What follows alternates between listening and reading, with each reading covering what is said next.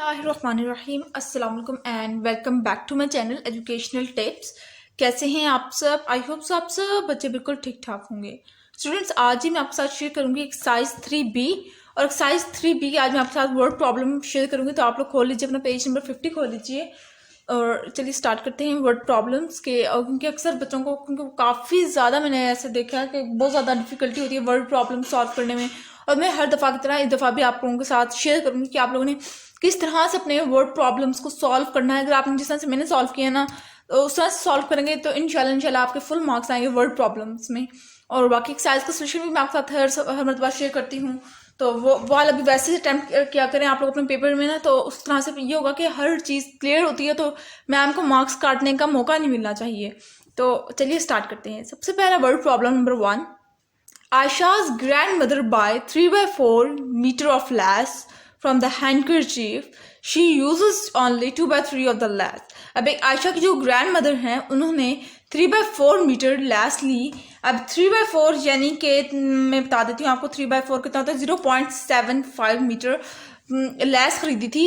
उसमें से उसने 2x3 मीटर लैस यूज की है सिर्फ, ठीक है।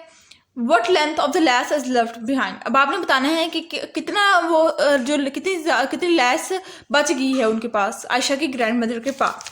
तो सबसे पहले आपने क्या करना है, आपने जब भी कोई वर्ड प्रॉब्लम सॉल्व करना है आप लोगों ने स्टेटमेंट सबसे पहले लिखनी है, ठीक है। सबसे पहले स्टेटमेंट लिखनी है, Ayesha's grandmother buy lace 3x4 metre, used only 2x3 metre, और length of lace left behind is equal to question mark, यानी कि ये वाला जो चीज़ थी हमने फाइंड करनी है। मैं बता रही हूँ कि स्टेटमेंट्स आप लोगों ने लिखना ज़रूरी है, मस्ट है। स्टेटमेंट के भी मार्क्स होते हैं। फिर आप सोल्यूशन करेंगे तो सोल्यूशन में माइनस कर देंगे 3x4 माइनस 2x3। अब देखिए माइनस के अंदर डिनोमिनेटर हमेशा सेम करने होते हैं। मल्टीप्लिकेशन डिवीजन में डिनोमिनेटर सेम नहीं करने होते, जबकि एडिशन और सब्ट्रैक्शन में डिनोमिनेटर हमें सेम करने होते हैं। तो डिनोमिनेटर मैंने जब सेम किया तो फिर 12 आ गया डिनोमिनेटर सेम, और फिर इस तरह से 1/12 जो पोर्शन है उसका लैस का वो बच गया है। तो नीचे स्टेटमेंट लिख देंगे छोटी सी, 1/12 metre lace is left behind. ये देख लीजिए,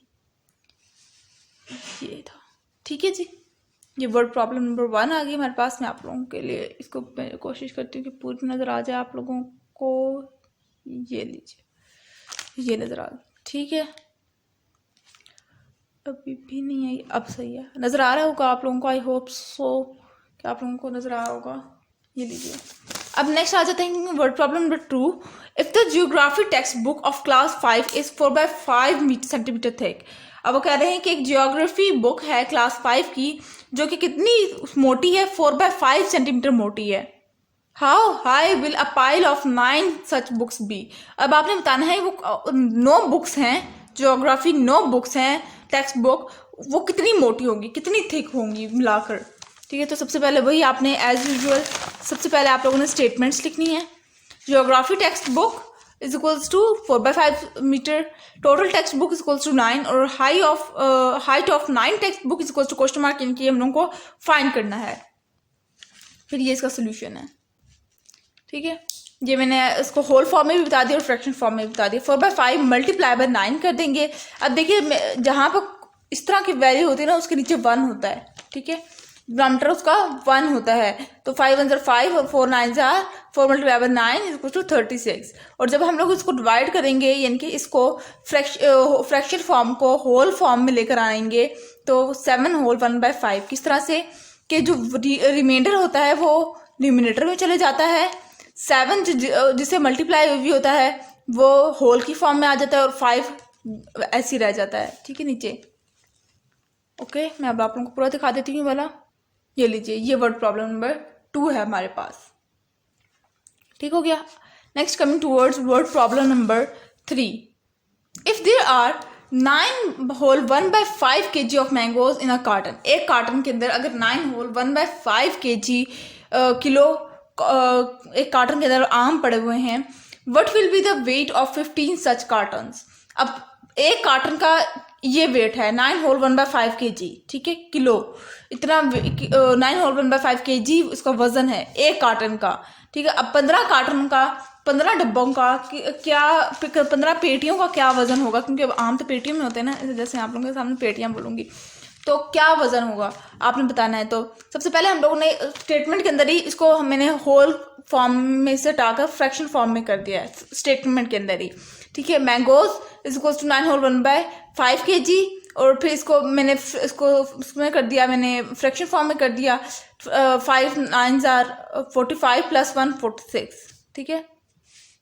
total carton 15, weight of 15 carton is equal to question mark, क्योंकि फाइंड करना था।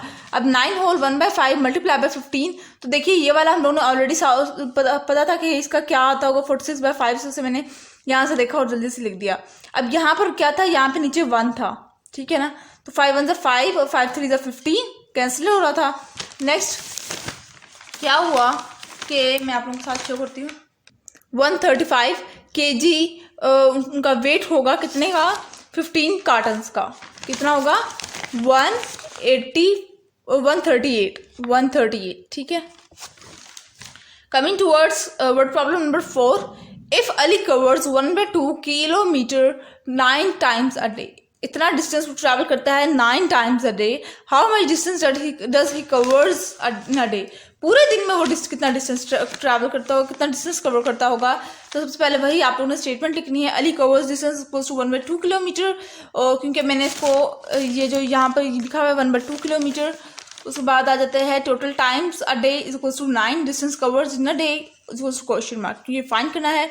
अब 9/1 जिस तरह से मैंने बताया था कि जिसके नीचे कुछ नहीं होता उसका डिनोमिनेटर 1 होता है, मल्टीप्लाई बाय 1/2, ठीक है। और अब मल्टीप्लाई कर दूंगी 9 1 9 और 2 1 2 होता है, ठीक है।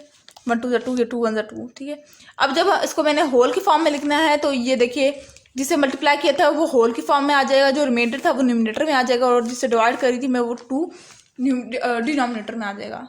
4 होल 1/2 किलोमीटर्स, ठीक है। ये वाला तो आप लोगों को वैसे ही पूरा नजर आ रहा है। ये वाला जो ये डिवीजन जो आप लोग जब शो करेंगे ना, ये आप लोगों ने एक साइड पे छोटा सा लाइन लगाकर, इस तरह से लाइन लगाकर कह देना है ये रफ वर्क, ठीक है, ताकि टीचर को समझ लग जाए कि आपने चीटिंग नहीं की, आप लोगों ने समझ के काम किया था। अब आ जाता है 5th वर्ड प्रॉब्लम पर, the race track in a stadium is 1 whole 7/8 kilometre long. अब वो कह रहे हैं कि एक रेस ट्रैक है स्टेडियम का, रेस ट्रैक यानी कि दौड़ने वाली जगह जो स्टेडियम में होती है, वो 1 होल 7/8 किलोमीटर लंबी है। If Adil manage to run around 4 whole 1/3 times, how many kilometre does he run. अब अब जो आदिल बच्चा है वो मैनेज करता है इतने टाइम्स, 4 होल 1/3 times वो मैनेज करता है उस ट्रैक पे रन करने के लिए। How much kilometre does he run, आपने बताना है वो इस टाइम के अंदर कितने किलोमीटर रन करेगा, कितना किलोमीटर दौड़ लेगा। पहले वही आप लोगों ने स्टेटमेंट लिखनी है, race track in stadium is equal to 1 whole 7/8, जिसको मैंने होल से हटाकर फ्रैक्शन फॉर्म में कर दिया। इस तरह से Adil manage to run around is equal to 4 whole 1/3, उसको फिर मैंने फ्रैक्शन फॉर्म में कर दिया। Total kilometre he run define करना था हम लोगों को, तो मल्टीप्लाई करेंगे इसमें हम लोग 15/8, क्योंकि मैंने क्यों नहीं लिखा, क्योंकि मैंने ऑलरेडी सॉल्व किया हुआ था, ठीक है। 15/8 मल्टीप्लाई बाय 13/3, कैंसिलेशन हो रही थी, तो कैंसिलेशन के बाद मैंने मल्टीप्लिकेशन की, और मल्टीप्लिकेशन के बाद मेरे पास आंसर आया 65 डिवाइडेड बाय 8, और जिसको मैंने अब होल फॉर्म में किया तो 8 होल 1/8 आ जाएगा। Coming towards word problem number 6, और ये जो हमारा लास्ट वर्ड प्रॉब्लम है, in a form 2/3 is used for growing vegetable. अब एक फॉर्म है और उसके अंदर 2/3 जो पोर्शन है उस जमीन का, उस फॉर्म का, वो वेजिटेबल ग्रो करने के लिए रख दिया है। Potatoes are grown in 1/4 of this portion.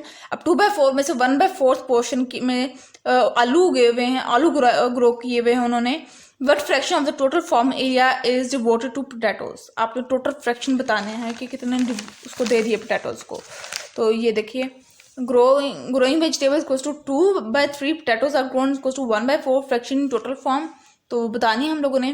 तो 2/3 मल्टीप्लाई बाय 1/4 कर देंगे हम लोग, तो कैंसिलेशन हो रही थी, 2 1 2 और 2 2 4, फिर 1/6 आ जाएगा इसका आंसर, क्योंकि मल्टीप्लाई कर दिएगा 1 1 1 और 3 2 6, fraction total form is equal to 1/6।